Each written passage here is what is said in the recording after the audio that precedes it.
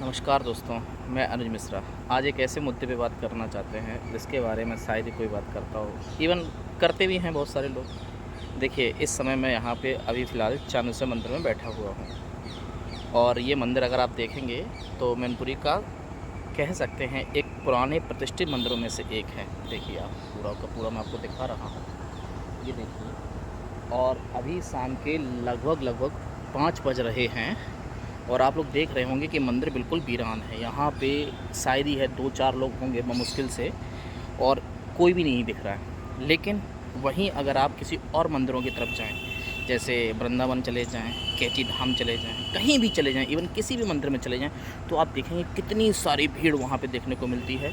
Even एक के एक ऊपर आदमी लगा हुआ है और वहाँ के मंदिर प्रशासन जो है वो लोगों को शायद दर्शन भी नहीं करने देता। मैं केवल एक सवाल जानना चाहता हूँ आप लोगों से कि आप लोग जो मंदिर जाते हैं तो वहाँ क्या फ़ील करने जाते हैं? अगर आपको ऊर्जा ही फ़ील करनी है, अध्यात्म की तरफ बढ़ना ही है, भगवान को समझना ही है, जीवन को समझना है, तो वो किसी भी मंदिर में आप जाके कर सकते हैं। अगर आप अपने आस-पास के मंदिरों में नहीं जा पाते और आप केवल स्टेटस की पहचान बनाने के लिए या ये दिखाने के लिए कि देखिए मेरे पास पैसा है, मैं वहाँ जाता हूँ, और वहाँ जाके आप लोग असुविधाएँ फैलाते हैं, तो ये कहाँ तक तार्किक है? अगर आप सच में ही भगवान को मानते हैं, ईश्वर को मानते हैं, ईश्वर के प्रति आप जिज्ञासु हैं, जानना चाहते हैं, तो आप अपने बगल के मंदिर में भी जाइए, वहाँ की ऊर्जा को महसूस करिए। वहाँ जाकर आप नहीं जाना चाहते, क्यों? क्योंकि वहाँ जाने से आपको लाइक नहीं मिल रहे, शेयर नहीं मिलते होंगे, कमेंट्स नहीं मिलते होंगे, आपका स्टेटस नहीं बनता होगा। आपका स्टेटस कहाँ बनता होगा? पहाड़ी पे जाके मंदिर के दर्शन करना, वृंदावन जैसे पवित्र स्थानों पे जाके जहाँ गंदा करना, केवल क्यों? रीलबाजी करने के लिए, स्टेटस बनाने के लिए। मैं तो यही कहता हूँ कि आप क्यों जा रहे हैं वहाँ पे?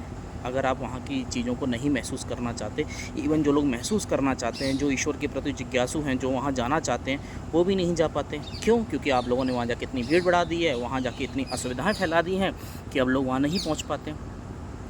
जैसे हम जैसे लोग जाते भी हैं, या कोई भी जाता हो, आप भी जाते होंगे, मैं ये सबके बारे में नहीं कह रहा, मैं एक जनरल एक आइडिया दे रहा हूँ, मैं एक जनरल बात कह रहा हूँ आपसे कि वहाँ जाके अगर ईश्वर के प्रति 2-4 मिनट बैठना चाहें, वहाँ योगा करना चाहें, वहाँ पे थोड़ा मेडिटेशन करना चाहें, तो नहीं कर सकते। इतनी ज़्यादा भीड़ बढ़ा दी है, वहाँ पे कोई रुकने ही नहीं देता। पुलिस वगैरह जो मंदिर प्रशासन होता है भगा देंगे। क्यों? क्योंकि आप सबको उसकी वजह पता है। और ये सिर्फ़ और सिर्फ क्यों है आपको पता है? केवल इसलिए है ताकि वहाँ जाके आप लोग क्या कर सकें? केवल शो ऑफ कर सकें। चीज़ों को देखिए कैसे देखा जाता है। और देखिए, आप देखें मंदिर जाके वहाँ पे जाके फ़ोटोज़ वगैरह ये डालने के लिए जा रहे हैं ना सारे के सारे लोग। क्या ही कहें, इतना मन उदास हो जाता है कभी-कभी चीज़ें देखकर कि किस तरीके से लोगों ने हर चीज़ की अपने धर्म का ही मज़ाक बना के रख दिया है। और इसी का फ़ायदा कुछ चंद बाबा वगैरह हैं वो लेते हैं। आप लोगों को ज्ञान देते रहेंगे और वो खुद तो मर्सिडीज़ वगैरह में चलने लगते हैं, खुद तो जाके बहुत-बहुत महँगी गाड़ियाँ, महँगे-महँगे चश्मे, महँगी-महँगी जैकेट्स पहनने लगेंगे, लेकिन आपको क्या मिलेगा? आपको कुछ भी नहीं मिलता। क्यों नहीं मिलता? क्योंकि आप पढ़ना नहीं चाहते।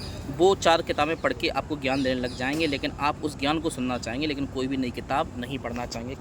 क्योंकि किताब पढ़ने से ही सारी की सारी नॉलेज आएगी, लेकिन आपको तो नॉलेज 1 मिनट के अंदर यूट्यूब से चाहिए। आपको तो नॉलेज उल्टी सीधी नॉलेज कहाँ से चाहिए? मोबाइल से चाहिए। आपके पास समय नहीं, मोबाइल में तो 10 घंटे ख़राब करेंगे, लेकिन आप एक किताब नहीं पढ़ना चाहेंगे।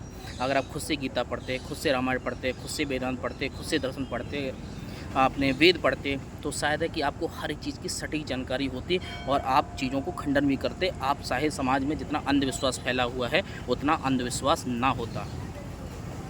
लेकिन मैं फिर कहता हूँ, हमें क्या करना है? हमें केवल बाबा की भक्ति करनी है, केवल अंध भक्ति करनी है। हमें ये भी नहीं पता वो बात कह रहे हैं वो जायज़ है, कहाँ लिखी है, किस में लिखी है। वो जो कहते हैं हम अक्षर से पालन करते हैं और वहाँ पे भी जाके केवल भीड़ बढ़ाने का काम करेंगे।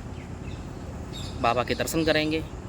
बाबा के दर्शन बताइए, मैं ये नहीं सबके बारे में नहीं कह रहा, बहुत पुण्य आत्माएँ होती हैं जिन्होंने अपने जीवन में बहुत ज़्यादा भगवान के प्रति श्रद्धा रखी, अपने जीवन में एक तरीके से कहते हैं कि बहुत ऊंचाइयां प्राप्त की, उनके करने चाहिए, उनसे हमें सीखने को मिलता है। लेकिन केवल और केवल अंधविश्वास फैलाना ये कहाँ तक जायज़ है? मैं किसी पर्टिकुलर का नाम नहीं ले रहा, मैं तो यही कहूँगा सभी से कि आप जाइए, आप ऊर्जा को महसूस करिए, हर मंदिर जाइए, लेकिन कम से कम अपने आसपास के जो मंदिर है वहाँ पे भी तो जाके चीज़ों को महसूस करिए, वहाँ की ऊर्जा का भी तो अनुभव करिए। कि केवल और केवल बड़े मंदिरों में ही जाके आपको केवल वहाँ भीड़ बढ़ानी है। किसी भी जगह पे चले जाइए। अभी 20 दिन पहले मैं मथुरा वृंदावन गया था। सच बताऊं, बांके बिहारी के दर्शन तक नहीं हो पाए। कितनी दूर से किए होंगे मैंने? 200-300 मीटर दूर से किए, और इतनी अंदर भीड़ थी कि वहाँ तक जाने ही नहीं दिया। लोग एक के ऊपर एक चढ़े जा रहे थे। अगर आप ऐसे ही करना चाहते हैं एक के ऊपर एक जाके ज़बरदस्ती करके, तो फिर क्या ही मतलब है, क्या ही ईश्वर से क्या ही मिलेगा आपको। पूरे दिन पूजा करते रहोगे, कुछ भी हासिल नहीं होगा जब तक कि आपकी आंतरिक चेतना का विकास नहीं होगा, आपका मानसिक विकास नहीं होगा, आप जीवन के सत्य के बारे में नहीं जानना चाहते, दर्शन के बारे में नहीं जानना चाहते, आपके अंदर कोई महत्वपूर्ण बदलाव नहीं होने वाले।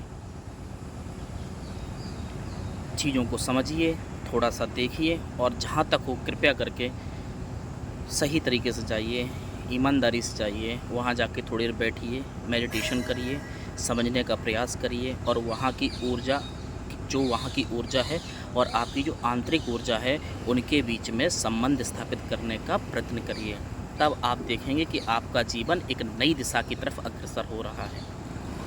अगर आपने अपनी ऊर्जा को वहाँ की ऊर्जा के साथ मैच नहीं कर पाया तो वहाँ जाने का कोई अर्थ नहीं होगा, वो सिर्फ़ और सिर्फ एक पिकनिक स्पॉट बन के रह जाएगा।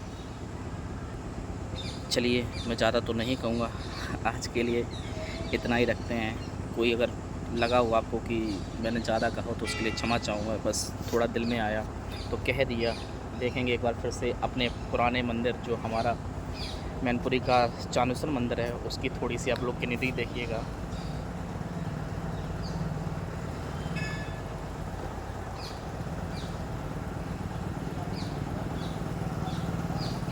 और ये मंदिर पीछे भी है काफ़ी बड़ा, तो बहुत अच्छा लगता है। यहाँ पे आइए कभी, अगर आप लोग फ्री हों तो कभी भी शाम में चले आइए। इससे ज़्यादा सुकून शायद मैनपुरी के किसी और मंदिर में होगा। क्यों? क्योंकि बाकी मंदिर तो बहुत बड़े बड़े हैं, लेकिन जितनी हरियाली यहाँ देखने को मिलती है उतनी हरियाली कहीं पर नहीं। चलिए, हर हर महादेव। धन्यवाद दोस्तों।